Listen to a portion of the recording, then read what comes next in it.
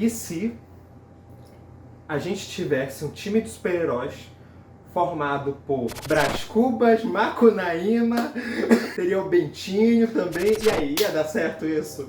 Claro que ia, claro que ia. Eu acho que inclusive ficaria melhor do que o quadrinho que a gente vai falar. Hoje a gente vai falar sobre essa liga de homens formosos que se enfrentaram na era vitoriana. A gente vai falar sobre o que, Thiago? Penny Dreadful. Nós vamos falar sobre a Liga Extraordinária do Alan Moore.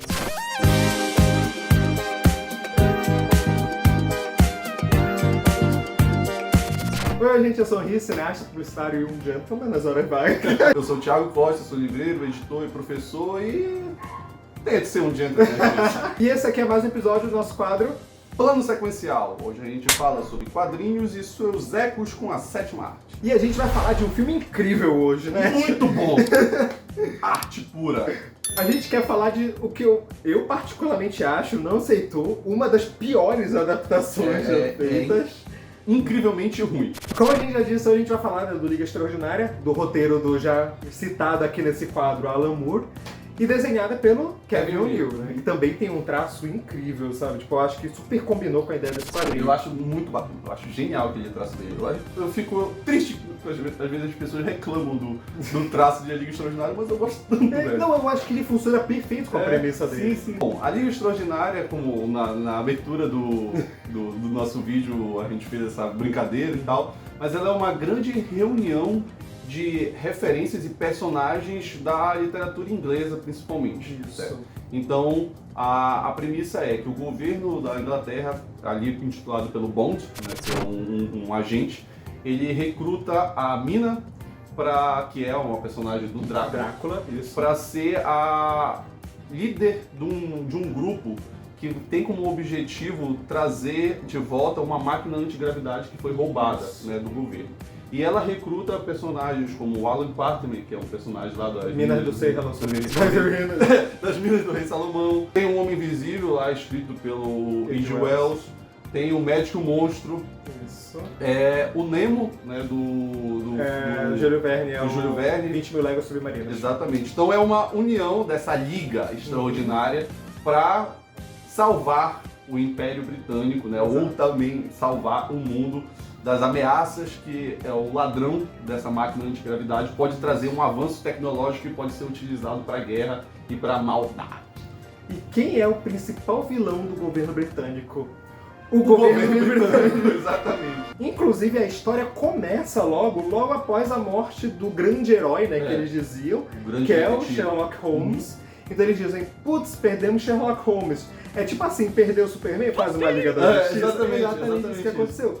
O Sherlock Holmes na história morre junto com o professor Moriarty, tal qual acontece no livro, no Enigma Final. Então, ele tem essa pegada onde eles chamam a Mina pra juntar essas pessoas porque o mundo precisa de novos heróis. E já aí a gente já tem, eu acho, um dos pontos incríveis do quadrinho, que é essa questão da modernização, né? É como se fosse um marco. A gente acabou a era do século XIX e a gente vai entrar no século XX.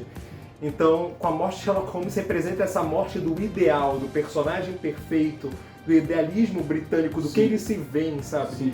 Mas é aquela coisa, enquanto o governo britânico se vê como Sherlock Holmes, eles são tudo Moriarty. Exatamente. E esse, já repito, como todo quadro do plano sequencial, spoiler pra caramba. O vilão do próprio quadrinho é o Moriarty, né? Um dos vilões.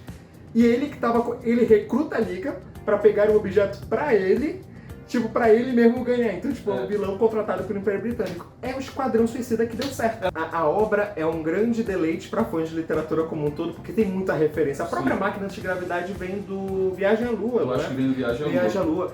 E toda a estética steampunk também eu acho maravilhosa. Tipo, é aquela coisa, o steampunk é uma revisão do passado, como seria o passado com as máquinas que a gente tem hoje em dia, né? Só que movidas a vapor. Então a gente tem... É um visual muito legal, é aquele sujo, sabe? Que funciona muito. O Kevin O'Neill, ele faz uma extrapolação da própria arquitetura da cidade ali como um todo. Tá? Tipo, as grandes fábricas, elas tomando paredões imensos, assim, sabe? Que parecem não comportar naquela cidade, sabe? Os monumentos são ciclópicos, para se dizer assim, sabe? São muito grandes e acaba causando esse distanciamento dos personagens pequenininhos ali perto de toda essa inovação tecnológica que o futuro está trazendo pra gente. Isso. E justamente a extrapolação da tecnologia naquele período é quase um reflexo da visão do povo naquela época, porque eles se achavam muito à frente. Sim. É a visão do colonizador. Eu acho louco isso daí porque, por exemplo, a gente pode pensar no Guerra dos Mundos. Do H.G. Wells. Que não é uma Guerra dos Mundos, a invasão é ali na Inglaterra. Exato. Então é como o Império Britânico se achando o centro do mundo. Sabe? Isso é problema de colonizador como um todo. Tipo assim, Inglaterra sempre assim e os Estados Unidos também, né? Todo filme invasão alienígena no mundo. Sim. Casa Branca. Perfeito. Sempre. Perfeito, e a mesma coisa do Império Britânico. E se tiver alguma destruição, primeiro destrói a Torre Eiffel. Exato. A Estátua da Liberdade foi a França que deu para os Estados Unidos.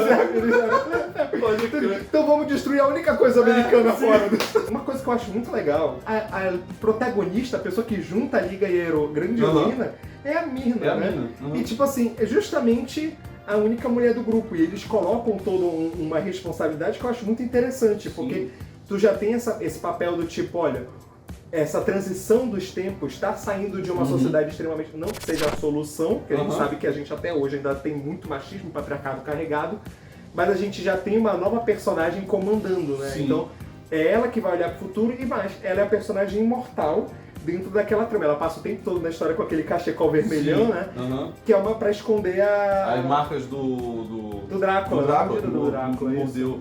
Então, é uma personagem que é questionada o tempo todo sobre a validade dela estar ali. O que você pode oferecer? Sempre falam isso pra ela. Então, e é curioso que no primeiro volume não mostra os poderes dela. Verdade.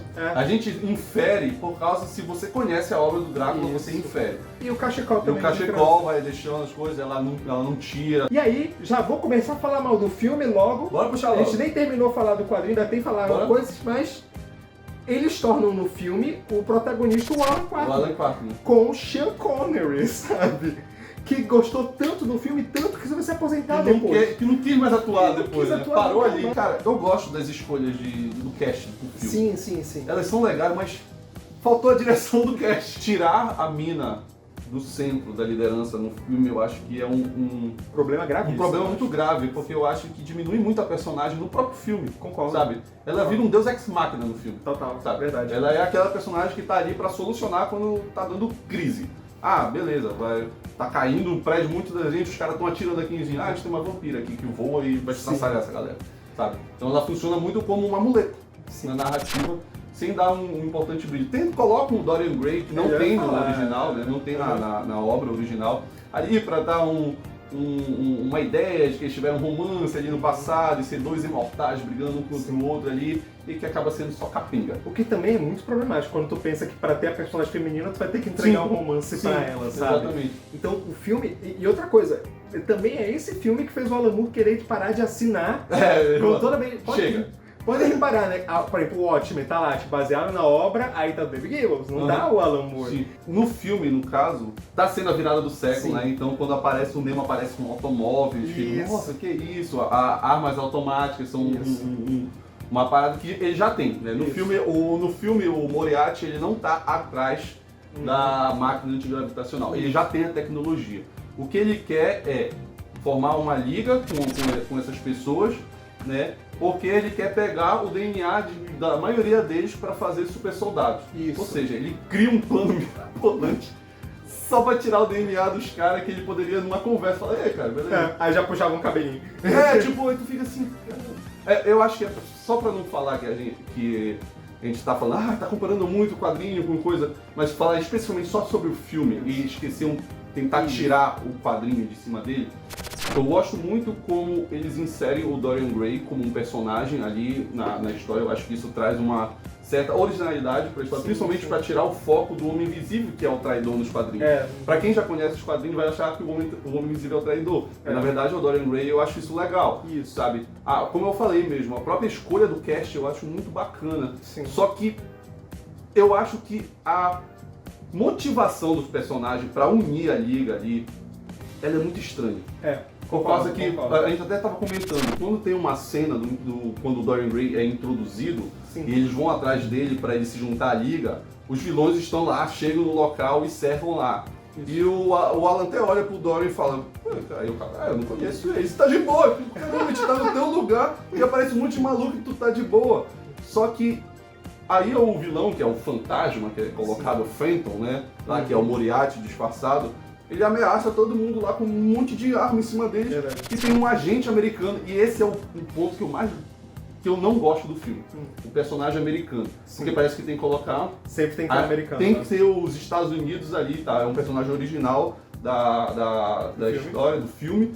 Só que ele aparece ali para dar um tiro nos caras e começar o rebuliço ali. Sim. E tu fica pensando, se não tivesse esse cara, qual seria o plano do Dorian Gray e do Moriarty ali com aquela galera? A verdade é que os Estados Unidos sempre chega pra fazer merda. Exatamente. Ele é um filme que se sustenta em soluções baratas. Verdade. Pra conseguir costurar um tipo de história. Isso. Sempre é uma soluçãozinha ali que dá, não, vai acontecer isso porque tal personagem atira de muito longe, sabe? Não, a gente tem a mina, que é uma vampira loucaça aqui que vai conseguir destruir tudo, sabe? Tem um cara que vai beber um líquido ali e vai virar uma ameba vermelha gigante feita de CGI duvidoso. Pois é, e eu vou até fazer um comentário que eu acho que ao mesmo tempo que o filme tem um CGI muito duvidoso em alguns momentos, como por exemplo o próprio de Hyde, eu acho bizarro.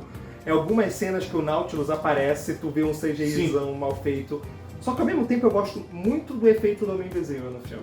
Isso é muito tipo bom assim, mesmo. é surreal de bem feito, porque a gente vê, ele se pinta, né, de branco, e a gente vê a costa disso. Sim, isso aí eu acho, realmente, o muito Homem bom. Invisível ele é colocado de uma maneira muito bacana no filme, assim. Principalmente por essa utilização dos efeitos especiais, né?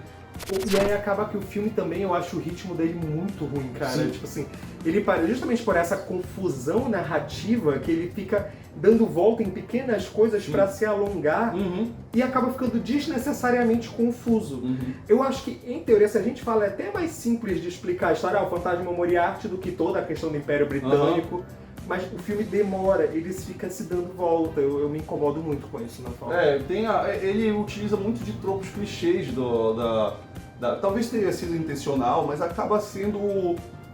Quando acontece, tu acaba ficando, vai acontecer isso, tipo quando o Moriarty manda o vinil dizendo o plano dele tudinho pra ele. Nossa, é Aí sério. tu fica assim, caramba, mano, é a clássica cena do vilão explicando, mas eu tô te explicando, mas eu tenho uma bomba aqui que vai te matar, vai matar vocês, e não mata eles, óbvio que não mata eles.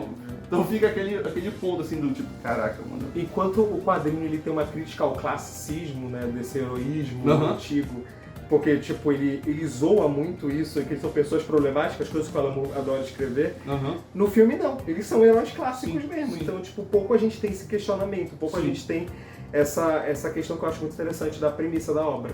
No quadrinho, o Quartman ele é um viciado em ópio. Verdade. Viciado em ópio, ele é um misógino pra caramba. Então, tem xenofóbico até, por causa contra o Nemo, né? Sim, contra o filme coloca uns comentários assim, lá, mas é coisa pouca, né? Isso. E ainda tem o filme ainda tem aquela ideia do branco bastião, da responsabilidade e da defesa e de ser o defensor do povo africano. Isso. O próprio Alan Quartman, porque tipo assim, a obra Minas do Rei Salomão é problemática. Com certeza. E aí, tipo, mas o Alan Moore entendeu isso e coloca o Alan Quartman dele zoado. No filme não, ele é realmente o herói da Minas do Rei Salomão. Exatamente. Mas uma coisa que eu quero comentar, inclusive, do quadrinho, é que a gente não vai adentrar nisso agora, mas a Liga Extraordinária se perpetua por várias décadas, né, no próprio quadrinho. A gente vai depois avança pra Guerra dos Mundos, a gente vai para os anos 60, uma época. Só que pra mim, a melhor mais perto dos anos 2000, porque o Harry Potter é o vilão. Exatamente. Literalmente é o anticristo. Então assim, o Alan Moore preveu o que a gente pensaria da J.K. Rowling hoje em dia. É muito louca essa história, cara, por causa que é o terceiro volume da Liga Extraordinária, que é o Liga Extraordinária século. Cara, o Alan Moore é um maluco, velho. Eu adoro e é por isso que agora a gente gosta de falar dele aqui. Inclusive, já deixa no comentário que outra obra da Alan Moore você quer que a gente fale. É verdade. Deixa aí qual é a sua favorita, qual é o seu top 3 de histórias do Alan Moore, manda aí pra gente. Então, no geral, o que a gente recomenda? Leiam Liga Extraordinária. Sim. Eu acho que infelizmente ela tá fora de estoque. Editoras. No geral é isso, gente. Deixa o seu like, comenta aqui no vídeo, se inscrevam no canal e até o próximo plano sequencial. Tchau, gente. Valeu!